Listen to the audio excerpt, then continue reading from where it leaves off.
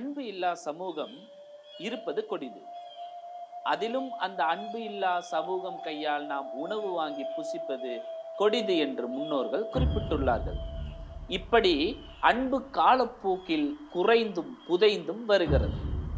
அன்பு என்றால் பிறப்பில் சந்தோஷம் கொள்வதா, அல்லது சங்கடத்தில் துக்கம் கொள்வதா, அல்லது இறப்பில் அரணாய் இருப்பதா? எது அன்பு? இப்படி அன்பு என்ற சொல் ஒவ்வொரு இடத்திலும் குறையும் போதும் ஒரு தனி மனிதன் சிந்தனையில் உதித்தது. அன்பு என்ற சொல் தானாக முளைப்பது அல்ல, அது நாம் விதைப்பது.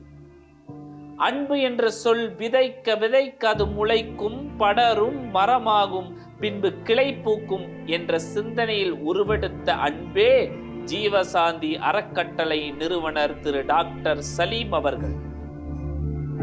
இறந்தும் உறவில்லா நபர்களுக்கு நாங்கள் உறவாக இருக்கிறோம் என்று தான் எடுத்த ஆயுதமே அன்பு. தெரு ஓரங்களில் HIV, TB, கேன்சர் நோயினால் பாதிக்கப்பட்டு மரணமடைந்தவர்களை அவர்களின் மத அடையாளங்களோடு புதைப்பது, அரசு மருத்துவமனைகளில் மரணமடைந்து வெகு நாட்கள் ஆகியும் உறவினர்களால் பெறப்படாத சடலங்கள், உறவினால் கைவிடப்பட்டு மற்றும் அடக்கம் செய்ய வசதியில்லா ஏழை குழந்தைகளையும் அடக்கம் செய்யும் வல்லமைக்குரியவர், மலை சரிவு, பேரிடர் மீட்பு மற்றும் அபாய கட்டங்களில் இவர்கள் களப்பணி கண்கலங்க வைக்கும் ஆச்சரியத்திற்குரியது. கொரோனா போன்ற பேரிடர் சமயத்தில் கிட்டத்தட்ட 2500 உடல்களை தங்களின் உயிரை பணயம் வைத்து அடக்கம் செய்துள்ளனர்.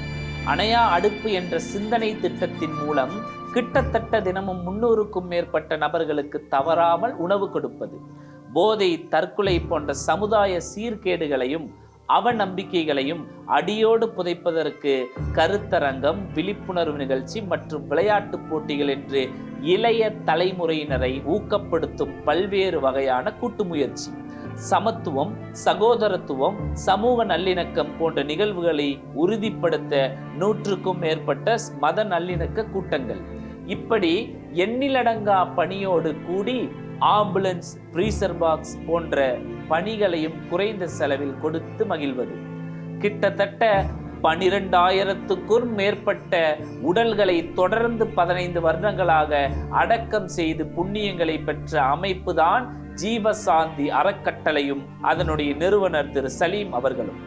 இப்படி பட்டியல் நீண்டு கொண்டே போகும். இவர்களின் சேவைக்கு பல்வேறு சிறப்புக்கான விருதுகளும் கிடைத்துள்ளது என்பது சமூக பற்றுக்கான அடையாளமாக பார்க்கப்படுகிறது. அதிலும் குறிப்பாக முதலமைச்சர்களின் கைகளால் கிடைத்துள்ள விருதுகள் பெருமைக்குரியது.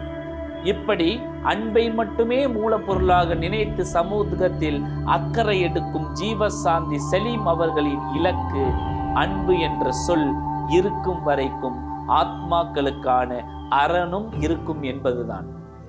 எனவே தான் இவர்களின் அடுத்த திட்டம் யாரும் இல்லாத கேன்சர், HIV போன்ற கொடிய நோய்களால் பாதிப்புக்குள்ளானவர்களுக்கு இறுதி காலகட்டத்தில் அவர்களுக்கு அன்பை பரிமாற ஒரு இடம் அமைத்து பராமரிப்பதென்ற அன்புக்கான திட்டம் வகுத்து அந்த திட்டத்தின் பால் தங்களை முன்னெடுத்து சென்று கொண்டுள்ளார்கள்.